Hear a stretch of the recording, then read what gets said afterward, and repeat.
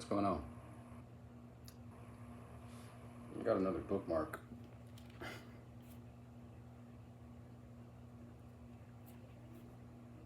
This time it landed on the Bible, Joshua 22. Well, let's do a gear check really quick. Did you guys know that Victorinox made a pair of nail clippers? I didn't even think about these because I've had them in my toiletry bag for vacation about 10 years. They look like this. They're fucking awesome. They fold flat.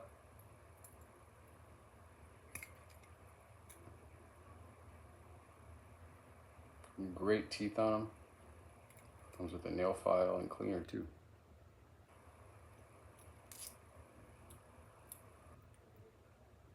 Little keyring. It's great. But what I'm actually carrying today, whoa. Buck 110, of course. Magnet cut, python grips. Sheathe your serpents, everyone. It's Sunday.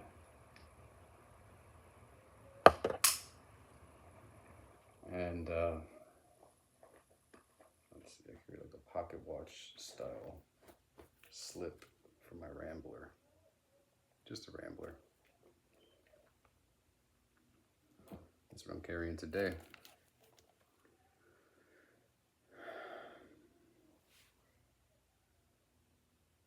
Kids are outside playing.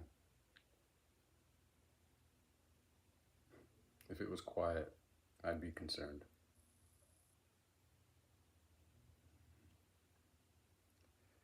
Anyways, I have a bookmark. And sometimes I'll just riffle through the pages and toss that bookmark in there. Kind of like Gambit, you know, from X-Men. Just, and I'll see what God wants me to read. You know, it's like rolling the dice. Picking random. Choosing something unexpected to make you reflect.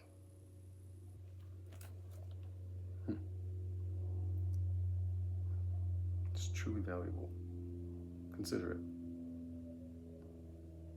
So, Joshua, chapter 22.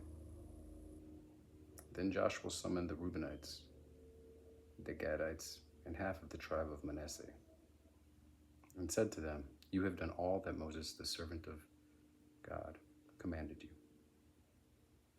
And you have obeyed my voice in all I commanded you. You have not forsaken your brothers all this time, down to this day, and you have kept the obligation of the commandment of your God.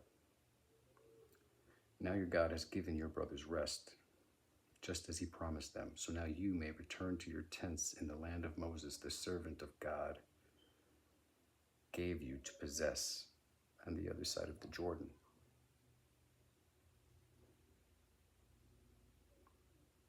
Only be very careful to carry out the commandments and the law that Moses, the servant of God, gave you by loving God, by walking in all of his ways, by keeping his commandments, by sticking to him, and by serving him with all of your heart and with all of your soul." Then Joshua blessed them and sent them away, and they went to their tents. And to the half-tribe of Manasseh, Moses had given them an inheritance in Bashan. And to the other half of the tribe, Joshua gave land on the west side of the Jordan, along with their brothers.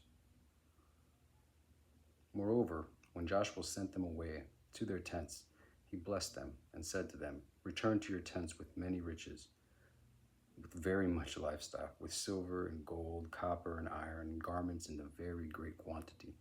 Take your share of the spoil of your enemies along with your brothers." After that, the Reubenites and Gadites and half the tribe of Manasseh departed from the other Israelites and from Shiloh in the land of Canaan, and they returned to the land of Gilead, the land of their possession, where they had settled at the order of God through Moses. When they came to the regions of the Jordan and the land of Canaan, the Reubenites, the Gadites, and half of the tribe of Manasseh built an altar there by the Jordan, a large, impressive altar. Later, the other Israelites heard about it and said, "Look, the Reubenites and the Gadites and half of the tribe of Manasseh have built an altar on the frontier of the land of Canaan in the region of Jordan on the side belonging to the Israelites." Ooh, they're snitching. When the Israelites heard about it, the whole assembly of the Israelites congregated at Shiloh to go to war against them. You're taking no shit. Then the Israelites sent Phinehas, the son of Eleazar, the priest of the Reubenites, the Gadites, and the half-tribe of Manasseh in the land of Gilead. And the 10 chieftains were with him, one chieftain of each paternal house of all the tribes of Israel, each ahead of his paternal house among the thousands of Israel.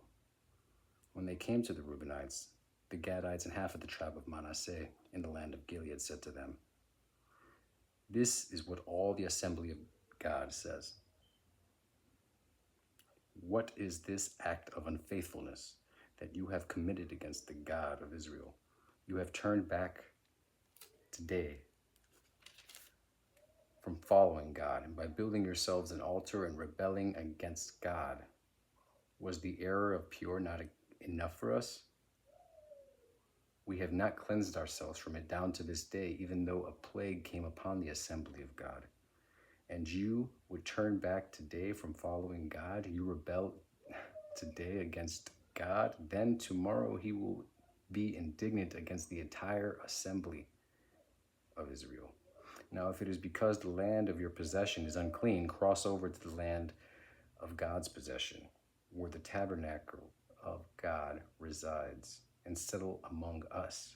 But do not rebel against God, and do not make rebels by building yourselves an altar in addition to the altar of God, our God."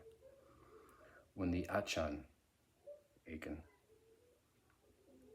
the son of Zerah, committed an act of unfaithfulness regarding what was devoted to destruction, did not indignation come against all the assembly of Israel?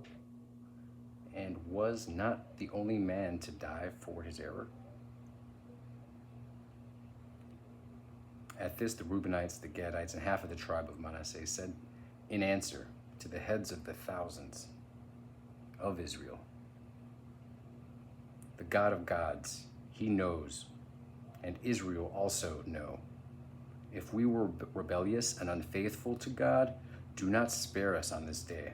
If we built ourselves an altar to turn back from following God and to offer burnt offerings, grain offerings, and communion sacrifices on it, God will exact a penalty. No, it was not because of another concern that we did this.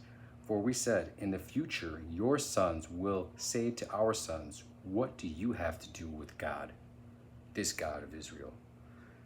God has put the Jordan as a boundary between us and you, the Reubenites and the Gadites. You have no share in Jehovah.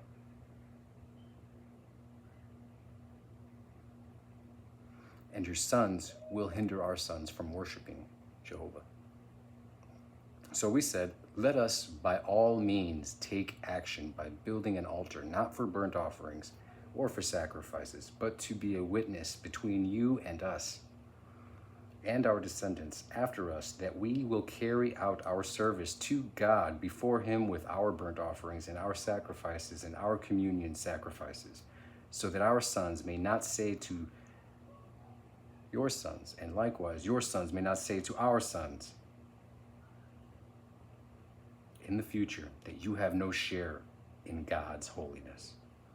So we said, if they should say that to us and to our descendants in the future, we will then say, "See the replica of Jehovah's altar that our forefathers made, not for burnt offerings or for sacrifices, but to be a witness between you and us. It is unthinkable for us to rebel against God and to turn back today from following God by building an altar of burnt offerings, grain offerings, and sacrifices other than an altar of Jehovah our God that is before his tabernacle." When Phinehas and the priests and the chieftains of the assembly and the heads of the thousands of Israel were with him and heard the words the descendants of Reuben, Gad, and Manasseh spoke, they were satisfied. So Phinehas, the sons of Eleazar, the priest, said to the descendants of Reuben, Gad, and Manasseh, "Today we know that God is among us and you, because you have not committed an act of unfaithfulness against God. Now you have saved the Israelites out of the hands of Jehovah." Then Phinehas, the son of Eleazar, the priest, and the chieftains returned from the Reubenites and the Gadites in the land of Gilead to the land of Canaan, and they brought back word to the other Israelites, and the Israelites were satisfied with that report. The Israelites then praised God, and they said nothing more about going to war against the Reubenites and the Gadites to destroy the land in which they were dwelling. So the Reubenites and the Gadites became and named the altar because it was a witness between us and the true God.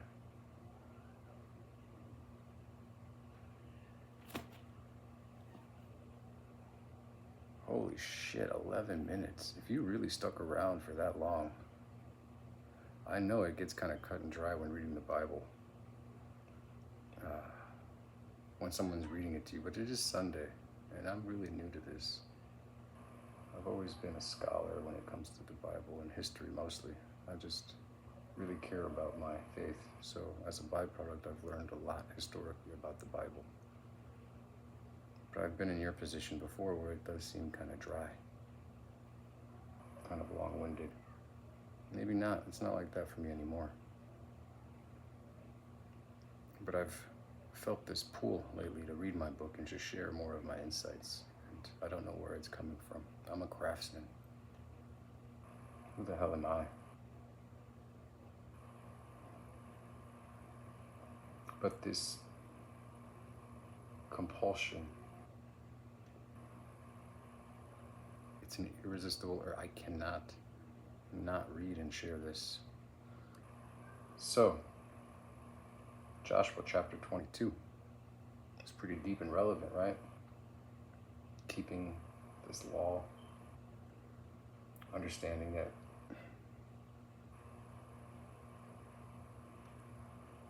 the infighting between denominations was predicted, and all these beautiful relics and archaeological sites you see all over the Holy Land, from Syria, where you'll find Buddhist monuments and Hindu monuments that have been destroyed by ISIS and other extremist organizations. You see a melting pot of culture in the Holy Land, not just Judeo-Christian. And they understood that these different paths to God were going to be questioned, because literally, people take things literally. So they developed and built these altars as a reminder, a testimony to say, hey, we are the same. Don't get it twisted. And despite that, we kind of lost our way. If you look at the Middle East, it's just been completely destroyed, and all those testimonies those cultures have made in order to remind us that we're all one. God's an artist, but he doesn't paint the same picture.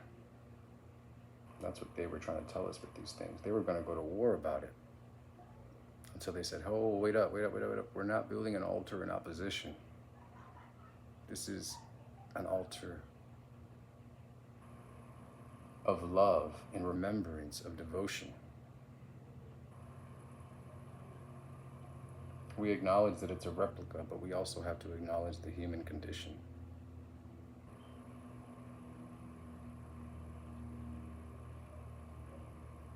Those demons that are inside of our hearts that make us not follow the commandments. I'm not talking about the 10 commandments. I'm just talking about, the laws of life in the world. Things that make people do shady things.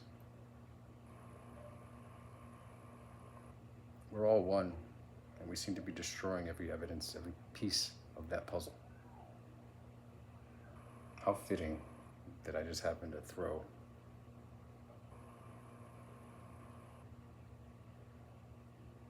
that bookmark on that part. Because every day I learn something too. I've read that twice before. But it wasn't until today, and reading and looking at the world the last 3, 4, 5 days. 5 days intention, like just keeping it real, has been getting kind of wild. How fitting to find that verse after all this time. As a reminder not to start developing hate. And that's hard to fucking say. Jeez. I mean, look, they're already bombing each other, bombing nuclear facilities. That's all politics. I mean, that's all you see, right? It's politics. But really, it's just one big holy war that's been continued. There's like temporary ceasefires. But this is another crusade. They're just going farther and farther right on the map.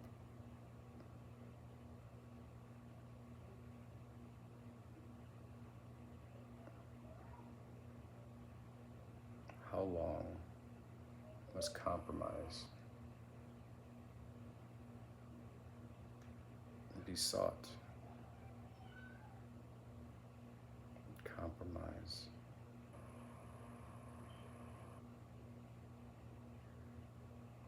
Hasn't ever made anybody happy. Compromise seems to be the nice solution, but it's not the real one. Now, what is the real one? Who fucking knows? But we've been doing compromise after compromise forever.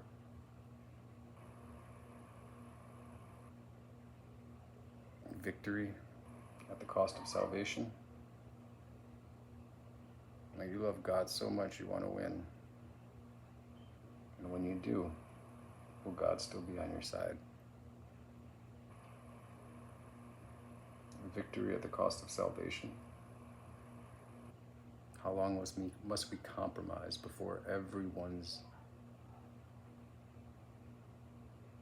true needs are forgotten?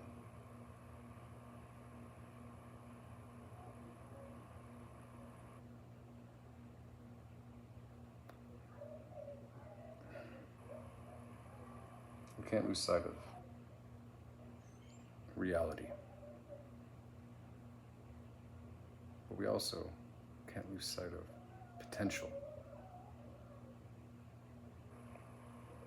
There's so much wasted potential out there in this world. In you, in your family, your kids, your wife, your husband, even your parents. Old dogs can't learn new tricks. There's so much potential. And yeah, reality is nuts. But when we start feeling lost on the inside, we're truly lost, because that's all we're going to see on the outside too.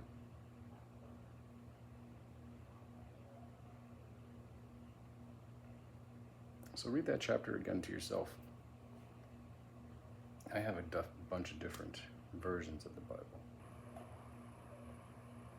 2 translations of the Quran. Various Buddhist texts. I'm just saying that because I could have grabbed any edition of the Bible and done this too, because I've read them side by side. Some are drastically different, but the ones I read from are consistent.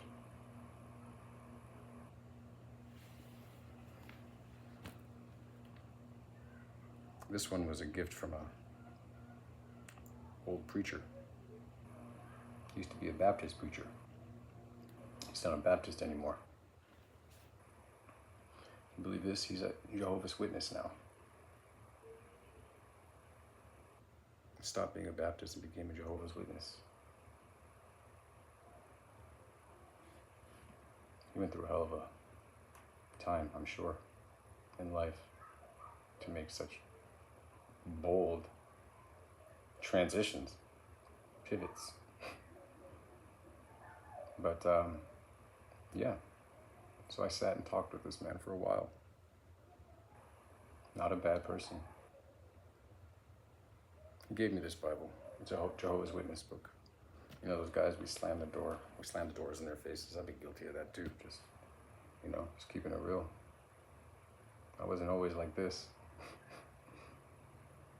I don't like the idea of soliciting God on my doorstep. Maybe that's just a culture thing, American. But I don't judge, because if you actually grab their Bible and read it side by side, it ain't that different. I mean, if you like the King James Bible, and everybody's always read that one, if that's one you got from your granddaddy or your parents, and you just find it a little bit too old, so you get this new translation one, like the New Standard Edition. Well, it's a different Bible, ain't it?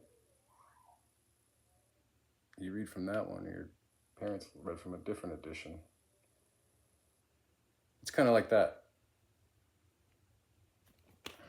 I'm not saying go all Jehovah's Witness on me, but because I'm not a Jehovah's Witness. I'm a witness.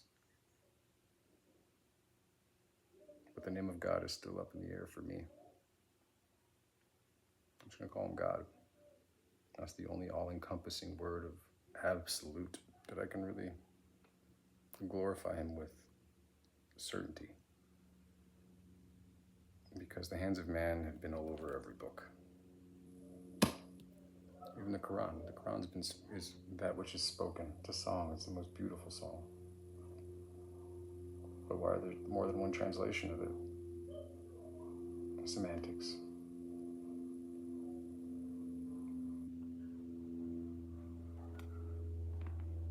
I like the idea of the Quran. It was such a beautiful idea. The corruption in Christianity and Judaism throughout the millennia, they were so clever. They're like, nah, screw that. We ain't writing this down no more, because you can take this parchment paper and scratch off something and rewrite something else. No, we love God so much that we're just going to literally memorize this books. And to help us remember it, we're going to make it a poem, a song. And we're going to teach it to our children, and we're going to sing it every freaking day for generations and generations. And that way, ain't nobody taking it away from us. And that's not it. That's not it either, because, that's not enough. We also love God so much that not only are we going to remember the Bible word for word, we're going to pray to him 5 times a day. And before we pray to him, I don't want to just I know I go out on weekends to hang out with my friends, and we get all showered and stuff, and I go to the club. I want to make sure I smell good and look good for the ladies, right? Well, why don't you do that for God? So I'm going to pray 5 times a day. And before that, I'm going to clean my mouth, my hands, my feet, my arms, my face. Because when I pray to God, when I speak to him, I want it to be clean. If I manage to get so deep into that prayer and meditation that I managed to just catch a wisp of the divine, I want my face and my feet to be pure. That's devotion. I don't know why people talk shit about Islam. They love God. And I love that. So yeah, this is Jehovah's Witness version. This isn't scholarly content. This is a normal guy, craftsman. A peer, a contemporary citizen. I think that offers a valuable perspective sometimes. I read a lot of history, and the history books are perfect in a sense that everything is neat, organized. There's always footnotes, and if there's a question, there's always somebody who's got an answer. But what I really like are those old books, those memoirs. Or a normal person just kind of talking about what it's like for them living in that world that I was just reading about in a history book. And you'd be surprised how often the contrast between the contemporary person's perspective of their world and how it historically has been represented to us.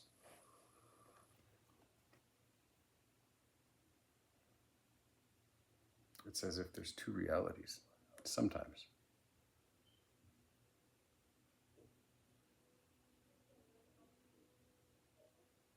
So take it for what you will. Just a normal guy. Spent 10 minutes and 30 seconds reading a chapter of the Bible and ranting for another 15 minutes. I can't even remember. All I can hear now is my kids messing around. I think that's my cue. I wonder how long this will take to download. I'll try it. I think I pissed some people off online because my views went from like all the way up there to like thinking. I mean, I still got the likes and I still got some loyal subscribers, but it was just kind of, maybe it was the current events. The world is crazy right now. Who the hell wants to be on YouTube?